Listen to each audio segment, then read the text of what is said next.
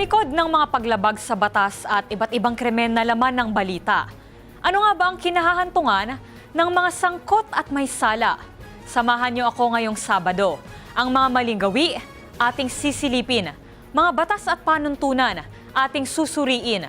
Tatalakayin ang mga karampatang multa at parusa. Ako si Rose Babiera. At ito, ang Hoy! Bawal Yan!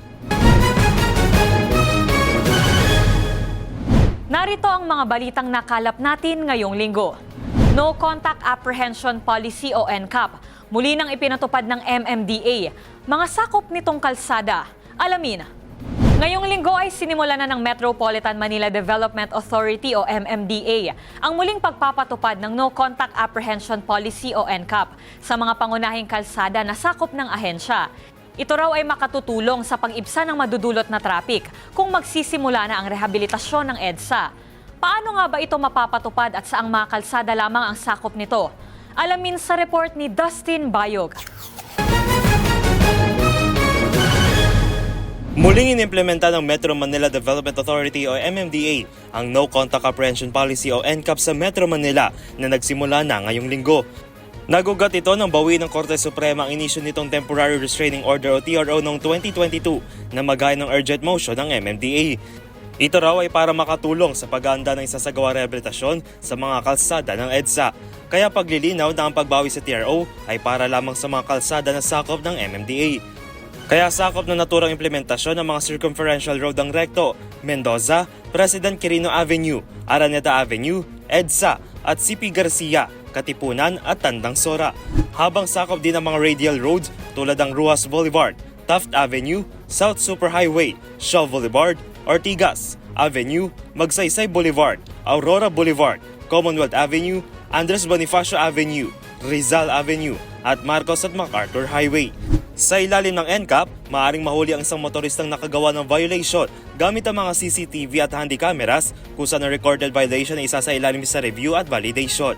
Matapos ang verifikasyon ng registration ng sasakyan, ay ilalagay ito sa NCAP system ng MMDA kung saan ipiprint ang notice of violation na ipapadala sa address ng violator. Para naman sa pagbabayad ng multa ay maaaring mangyari online o magtungo sa redemption office ng MMDA sa Pasig City. Mayroon naman din karapatan ng isang naturingang violator na iapala ang kanilang violation sa online platform ng Traffic Adjudication Office ng MMDA o magtungo rin sa kanilang opisina. Samantala ayon sa tala ng MMDA, nakapagtala ito ng 1,112 violations sa unang araw pa lamang ng muling pagpapatupad ng NCAP noong Lunes. Sa ating kaugnay na report, ilang kilalang traffic violations inilabas ng MMDA. Ilang parusa laban sa mga ito. Alamin, kasabay nga ng muling pagpapatupad ng NCAP ng MMDA ay naglabas din ito ng paalala sa publiko sa ilang kilalang traffic violations na madalas nalalabag ng mga motorista. Kabilang sa paalalang ito ay ang kaukulang multa o parusa sa mga motoristang makikitang lumalabag. Ang top 20 traffic violations ng MMDA at mga kaukulan nitong parusa. Alamin sa report na ito.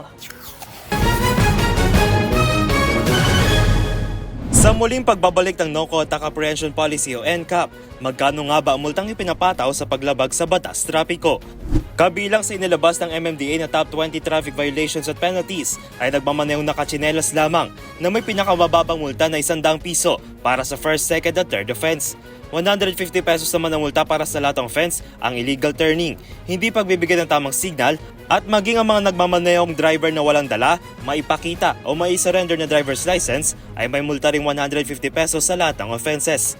May multa namang 500, 750 at 1,000 piso para sa first, second and third offense ang mga motor riders na hindi nakasunod sa dress code, habang mga hindi nakasunod sa driver's uniform ay may multang 100 piso. Habang pinakamataas na multa ay ang unattended illegal parking kung saan kailangan magbayad ng 2,000 pesos within pound bed ng sasakyan para sa latang offenses. At ang attended illegal parking naman ay may multang 1,000 piso. Sa mga nagmamaneho namang hindi gumagamit ng seatbelt ay may multang 1,000 para sa first offense, 2,000 sa second offense at 5,000 plus 1 week suspension para sa third offense. Samantala sa no crash helmet ay may multang 1,500 sa first offense, 3,000 sa second offense, 5,000 para sa third offense, at 10,000 with confiscation sa fourth offense. Ilan lamang ito sa mga traffic violations at penalties ng pinapatutupad ng MMDA.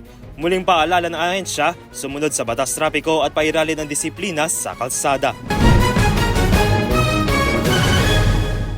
Samantala, sa iba pa nating mga report, paalala sa pagrespeto sa Philippine flag ngayong National Flag Days. Alamin, noong ika-28 ng Mayo ay ginugunita ang National Flag Days na siyang kumikilala sa kahalagahan at simbolismo ng ating watawat ng Pilipinas. Ito ay magtatapos sa June 12 na siya ring araw ng paggunita ng ating kalayaan o Independence Day.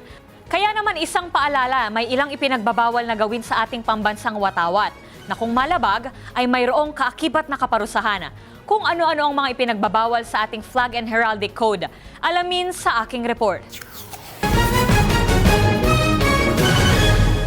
Ang ating watawat ay itinuturing na simbolo ng ating kalayaan at bahagi ito ng pagkakakilanlan ng ating bansa. Ang disenyo nito ay may kanya-kanyang kahulugan at kumakatawan sa mahalagang pangyayari tungo sa pagkamit ng ating kasarinlan. Nagsisilbi rin itong paalala na ipagpatuloy at panatilihing buhay ang espiritu ng pagiging makabayan. Kaya naman, ginugunita ngayong linggo ang National Flag Days kung saan formal itong binuksan noong May 28 at tatagal hanggang June 12 o mismong araw ng ating kalayaan. Bahagi nito ang pag-iengganyo sa mga opisina ng pamahalaan, negosyo, paaralan at private buildings at mga kabahayan na makiisa at magsabit ng national flag. Bukod dito, binibigyang paalala rin ito ang mga panuntunan kung paano ang wastong paggamit at paraan ng pagrerespeto ng watawat.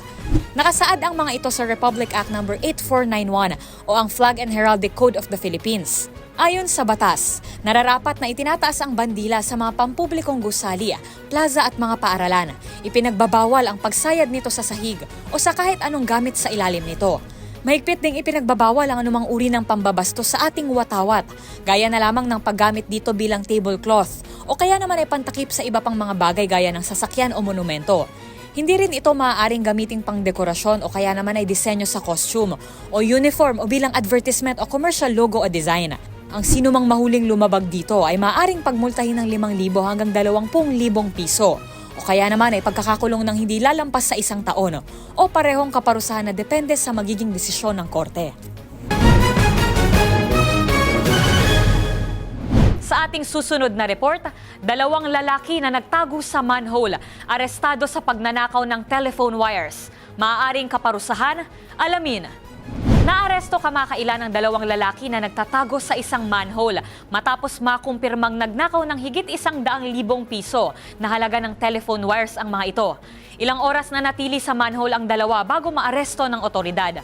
Ano nga ba ang parusang maaari nilang maharap sa pagnakaw ng mga kable ng telepono? Alamin sa report na ito. Naaresto ng mga otoridad ang 2 lalaki na nagtatago sa isang manhole sa Visayas Avenue, Quezon City matapos mapag-alamang nagnakaw ng iba't ibang kable ng telephone wires. Sa report ng Quezon City Police District o QCPD, naaresto ang 2 suspect kasunod ng report ng mga security guard ng pizza restaurant sa lugar na mayroong isang bukas na manhole na may mga nakatagong lalaki. Nakumpiska kina alias Jerome at alias Chris J ang iba't ibang mga kable tulad ng 11.9 meters na kable na isang kilalang telecommunication company na nagkakalaga ng higit 63,000 pesos at isa pang 7.6 meters na cable wire na halagang may higit 53,000 pesos. Nahaharap ngayon ng mga suspect sa kasong paglabag sa Republic Act No. 10515 o Anti-Cable Television and Cable Internet Tapping Act of 2013. Nakalagay sa batas ang pagbawal sa pagkuha o pagsira ng mga kable ng telebisyon o internet services kung saan maaaring marap ang may sala sa kulong na hindi bababa ng 2 taon hanggang 5 taon at multang 50,000 pesos hanggang 100,000 pesos. Maaaring pareho ang ipato na parusa na nakadepende sa magiging desisyon ng korte. Sa ating susunod na report, parusa sa hindi pagtanggap ng national ID. Alamin, isa na ang national ID sa mga madalas na ipinapasa sa mga transaksyon sa gobyerno, sa bangko, sa mga universidad at iba pang mga establishmento na kailangan na mapatunayan ang iyong identidad. Kaya nakapaloob na sa batas na maaaring ireklamo ang sinumang hindi tatanggap ng national ID bilang pangunahing batayan sa identifikasyon ng isang tao. Ang parusa para rito, alamin sa report na ito. Ang pagkakaroon ng Philippine Identification o PhilID at mas karaniwang kilala sa National ID ay isa na sa mahalagang patunay ng iyong identidad bilang isang Filipino. Kaya madalas, Ito na ang pangunahing ginagamit sa mga transaksyon sa bangko, gobyerno, maging sa paaralan kung saan kinakailangan ng patunay ang iyong pagkakakilanlan. Sangayon ito sa Republic Act No. 11055 o ang Philippine Identification System Act kung saan dapat kilalanin ng PhilID bilang patunay ng identidad sa mga iba't ibang uri ng transaksyon. Ang sinumang ahensya o kumpanya na hindi tatanggapin ng PhilID sa walang sapat na dahilan ay maaari ring mapanagot sa batas. Base sa Section 19 o Penal Provision ng naturang batas, maaaring maharap sa kalahating milyong piso ang magiging multa para sa hindi pagkilala sa PhilID bilang proof of identity. Kung ang lumabag naman dito ay isang empleyado ng pamahalaan, ay maaaring maharap sa absolute disqualification sa mga public office ng gobyerno. Samantala ay pinagbabawal din ang paggamit ng ID sa mga iligal na gawain o hindi pinapahintulot sa batas.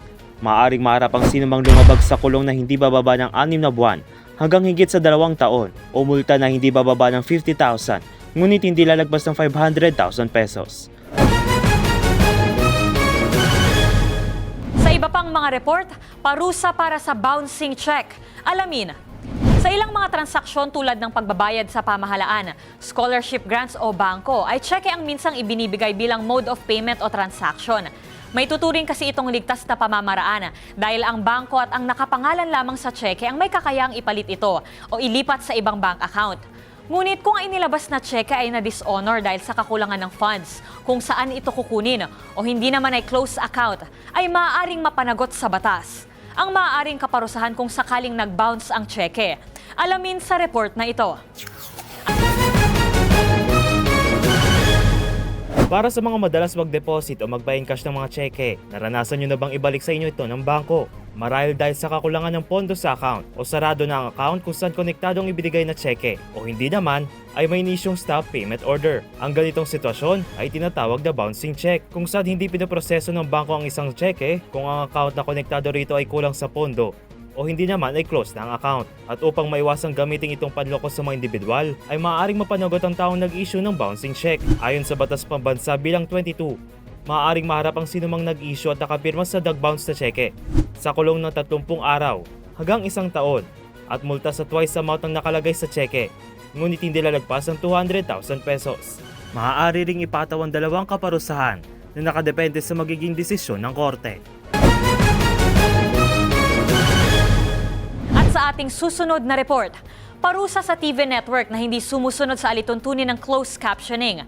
Alamin, sa ngalan ng inklusibong pagbabalita, paghahatid ng impormasyon at paglilibang ng iba't ibang uri ng manunood at makikinig, ang mga TV network sa Pilipinas ay inaasahang sumunod sa mga alituntunin na tumutugon sa pangangailangan ng ilang grupo ng tao.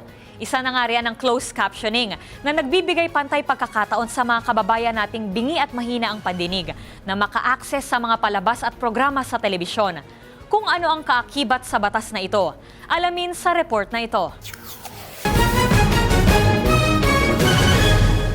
Ang mga palabas at programa sa telebisyon ay hindi maikakaila na mas bukas para sa mga tao na normal ang pandama o iyong mga walang kapansanan. Kaya sa paglipas ng panahon, marami ang nagsusulong ng iba't ibang paraan upang gawin itong mas inklusibo para sa lahat ng manunood at makikinig. Kabilang na riyan ang paggawa ng mga batas at alituntunin para sa mga TV networks na nag-aatas sa mga ito na bigyang espasyo ang mga espesipikong individual o grupo ng tao sa pamamagitan ng pagtugon sa kanilang mga pangangailangan, katulad na lamang ng closed captioning. Ang RA 10905 ay ang closed caption law ng bansa na nag-aatas sa lahat ng may hawak ng prangkisa o operator at mga program producer na sumunod sa mga alituntunin ng closed captioning sa kanilang mga programa at pagbo-broadcast. Sa ilalim ng batas na ito, tinutukoy ang closed captioning bilang paraan ng paglalagay ng subtitle hango sa mga pahayag at pag-uusap sa palabas na kadalasang mababasa sa ibabang bahagi ng screen. Layo nitong gawing mas inklusibo ang panunood lalo na para sa mga taong bingi o mahina ang pandinig. Ito ay magmimistulang link o connection sa kanila upang malaman kung ano ang mga kaganapan sa kanilang paligid at kung ano ang pinapakita sa programang ipinapalabas sa telebisyon.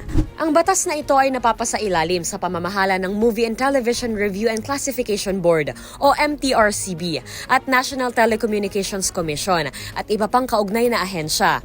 At ang franchise holder o operator na lumalabag dito ay maaaring pagbayarin ng multa na hindi bababa sa 50,000 pesos at hindi higit sa 100,000 pesos o pagkakakulong ng 6 na buwan hanggang 1 taon. Maaari namang pagkakakulong at multa ang ipataw sa may sala. Depende sa desisyon ng korte.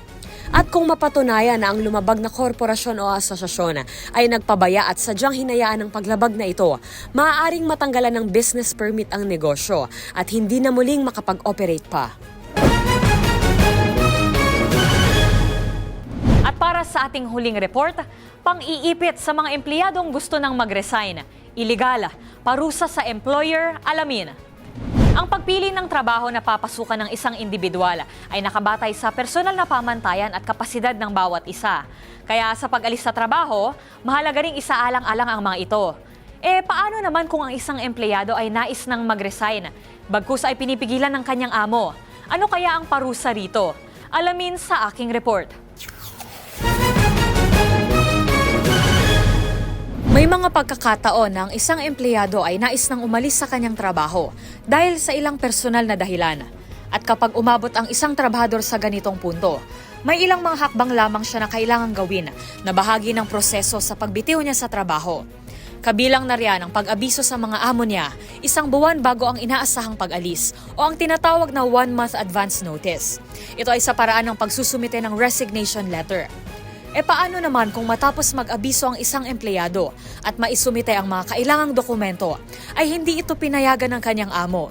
O mas masakla pa, ay iniipit ito para hindi tuluyang makaalis. Batay sa 1987 Constitution, isa sa mga basic human rights ng bawat individual ay ang kalayaan mula sa sapilitang pagtatrabaho.